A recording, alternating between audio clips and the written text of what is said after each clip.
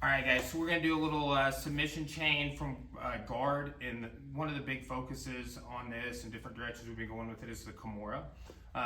But Kimura is not the first move in the chain. I'm going to go over Guillotine Choke, some proper ways to execute that, common mistakes people make, and then we'll start transitioning that into a longer sequence, okay? And we'll be having some follow-up videos on different parts of that sequence as well. So I learned this chain when I was a white belt and have used it ever since, okay? So the chain is guillotine, Kimura, then you've got triangle, and you've got triangle armbar, which a lot of people forget about. So nice little flow, and they're all based off of what somebody commonly does to defend, right? Like defenses I have taught or learned, either one, right? Have been teaching for years, and it's not to take anything away from some of those defenses, just common defenses, and when people do them, you can go to that next submission. So, learn that lesson early, and that's something you can apply to any submission chain. So, go over this little flow here. Now, he's in my closed guard. He has posture. Okay, I'm pulling my legs down horizontally. If they have really good posture, I'll extend and I'll raise up.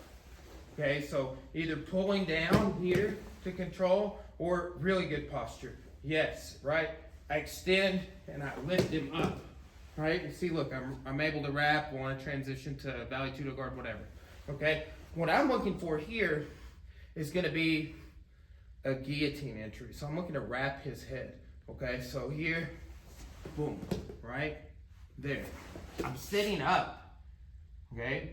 Now, what I want to do next is scoot back as I wrap. This gives me space here, okay? Now, as I've got my grip, it's nothing fancy, it's just here, okay? I'm putting my arm between his shoulder and my body. I'm ruining his posture, my knee's kind of stopping my foot's stopping his knee rather, and we've got a guillotine in which I did not even have to squeeze on, okay? But you can do this from just sitting up here, right? And then I will execute like working backwards, okay? But if I do this off something like breaking posture, or maybe he throws a big overhand strike here, boom, then I sit up. He has no fighting posture, okay? I've got this space here, okay? I grip. I start falling back into the guard, closing it, he's tapping, okay? So, it's very important to create that space between you when you're going for this choke, all right? Now, here's the thing. When you're going for that choke, and you either get it locked, or let's say you didn't get it locked, you couldn't get the space, because sometimes people will put their hand on the mat either way. Okay, so back in my guard here. Let's say I'm pulling down here, I'm back. Look where his hand's at. So let's say I can't get my hands together, or he's trying to push me back down. Look, there's my transition. I'm gonna put this behind my knee. Let's turn.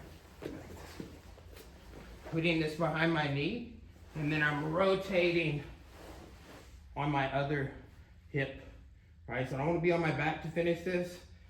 I don't want this here on top of my knee. I want it behind his back, rotating, okay? So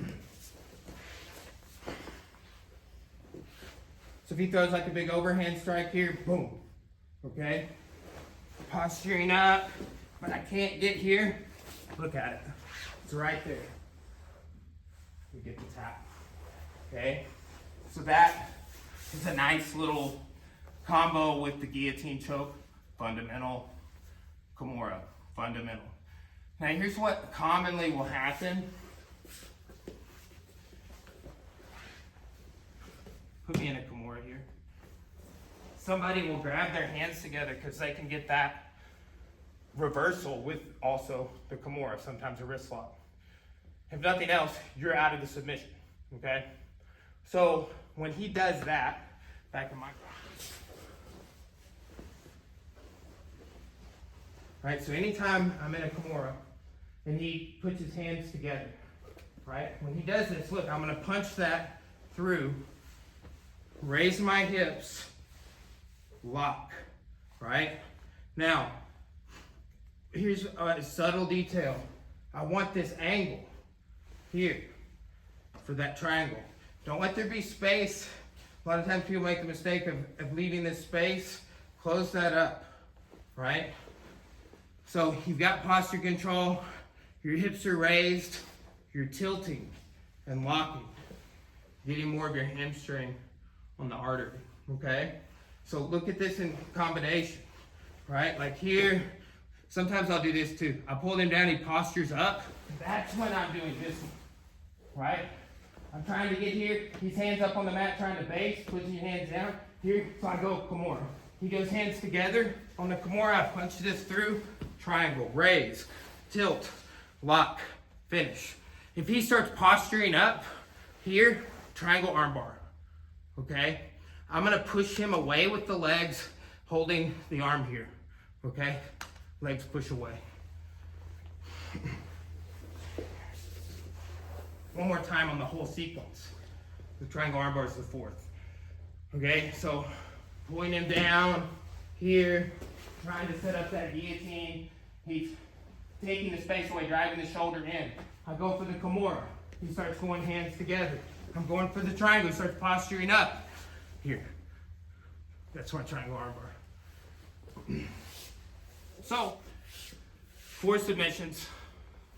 And I think that, you know, pretty much everybody should know those.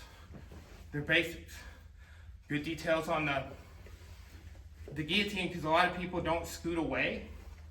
When I was coming up, that was a mistake. And I was always, you know, when I would fail the guillotine, I couldn't get my hands together. Okay, so then think, here's a lesson you learned early. You can Kimura someone when they put their hands on the mat. Well, when, you know, we know that. So we don't, you know, hopefully you think about, oh, I'm gonna put my hands on the mat. That's a bad idea. Well, when do people put their hands on the mat? Because they do. And it's to base, right? If we are setting up triangles from Valley Tudo Guard a lot of times, it's because somebody puts a hand on the mat to try and posture up. And it's not a Kimura that's the danger there, it's something else, but it's the same concept, right? And then two, people are gonna posture up in your triangle, and sometimes, you know, you're just not gonna be able to do a whole lot about that, or you're late, whatever. Triangle armbar, okay? So just some basic ideas off that, and basic submission chain we've been working on in some of our classes, and really focus on the Kimura with it, right? So it's good entry and exit from that Kimura being right there in that second move spot of that chain. So thanks, guys.